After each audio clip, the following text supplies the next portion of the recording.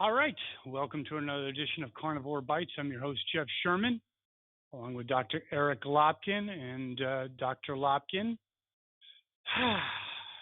I'm as perplexed as you are about our Twitter maniac in chief. What's going on? I really wish I knew. I mean, previously on both the radio show and on our podcast, I've pegged his odds at reelection at 60-40, 65-35.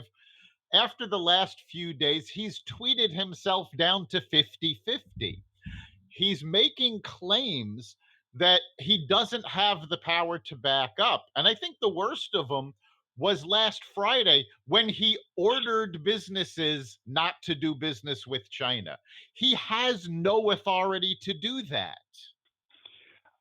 I would agree. It seems like, I hate to say it because it's kind of a liberal axiom, but it seems like he's becoming unhinged. I don't know that he's becoming unhinged. I think Just losing he's still control of himself. Yeah, he has always had the problem that he takes everything personally, even if it has nothing to do with him. Now, last Friday, there was a big conference with the Fed. The Fed made a statement that they're going to stay data dependent, essentially.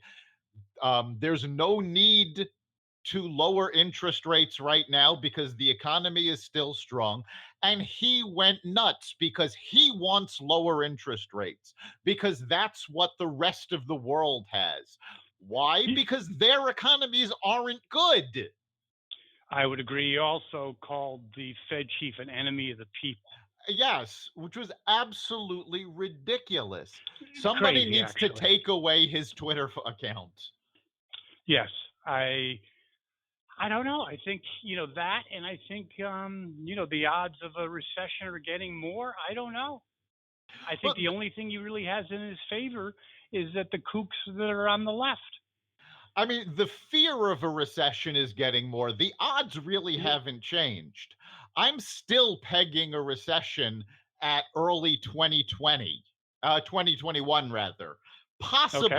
Possibly late 2020, but I don't Hmm. think it's going to come before the election, especially since the Fed has said they are going to be data dependent. So if certain economic factors do lower, the Fed will lower the interest rates. So I don't think and all of the indications now that call for a recession all call for them in an average of 22 to 24 months. Well, that's 2 years from now. That's 2021, way past the election.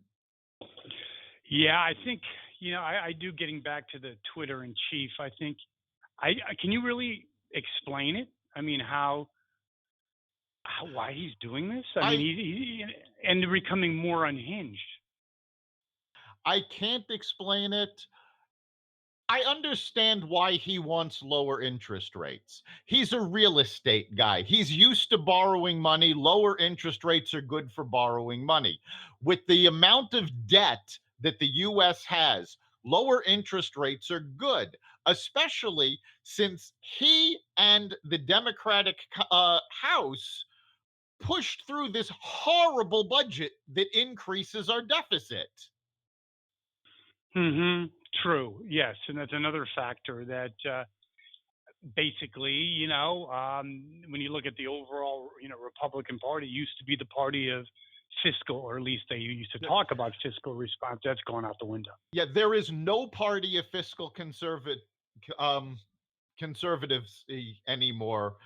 Nobody is keeping their hands on the budget. And part of the problem are the feds, because around the world, the Federal Reserves have basically said they are not going to let a country go into default on their loans. Well, if the Fed is backstopping everybody, there's no reason for them not to keep borrowing and raise these ridiculous deficits. I would agree with that. It's I don't know. I think between people are feeling less good about the economy. Forget about. I agree. Okay, Yeah, let's not say that there's going to be but people are not feeling as good as they did. In fact, affluent spending is down, and I also believe, they feel less good. And then, he's becoming increasingly unhinged on Twitter. I agree with you, Dr. Lopkin. See, I but give him a 50-50 shot. that's actually the problem. I mean, consumer spending is still strong. The consumer economy is still very strong. The reason people don't feel as good about it is because he tweets, the market reacts, and he creates all sorts of volatility, and that makes people nervous. If he would stop tweeting, people could actually focus on the facts of the economy and they'd feel better. I would agree. So you still, at this point, you'd give him what, 50-50? At this point, I think he's 50-50. And amazingly, over the last week, Bernie Sanders had a resurgence. Yes, he did. Now Elizabeth Warren, and Biden are basically the three front runners. No doubt. I also think, though, that Elizabeth Warren has the best chance of winning. I still think Elizabeth Warren has the best chance of winning. I actually heard what I consider disturbing comments made by people in the Democratic Party who they will be backing Elizabeth Warren over their own self-interests because they think if a woman wins the White House, it means redemption for Hillary Clinton. It's like they have to let her go already. Yeah. The ghost of Hillary has to go south. It's getting crazy. So I guess that's the week in review. Not that much going on except for Trump again sabotaging himself, correct? I mean, that's pretty much the national news. I mean, internationally, we've got the fires burning in Brazil. Amazingly enough, the G7 offered $22 billion to help them fight these fires, and Brazil turned them down. Yeah, I heard that. That is also amazing, but I don't know, kind of shocking. Well, Dr. Lopkin, until next week. See you then. You've been listening to Carnivore Bites, part of the Exvadio podcast network. You can catch us every week at exvadio.com/podcasts, on the iHeartRadio app, the Apple Podcasts app, the iTunes Store, Spotify, and wherever you find podcasts. You can also catch us live every Friday at 4 on WESU FM 88.1.